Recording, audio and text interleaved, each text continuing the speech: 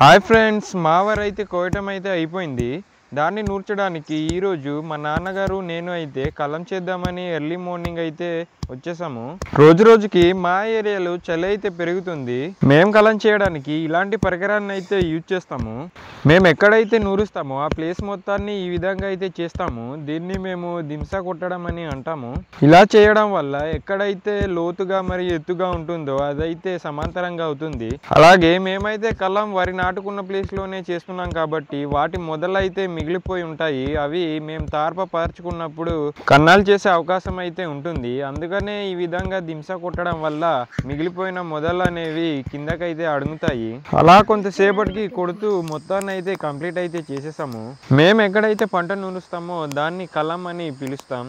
Friends, మేము కలాన్ని అయితే వరి నాటుకున్న ప్లేస్ లో చేస్తాం కాబట్టి తడిగా అయితే ఉంటుంది. అందుకే ఈరోజు మొత్తం ఎండలో ఎండేటట్టు అయితే చూస్తాము.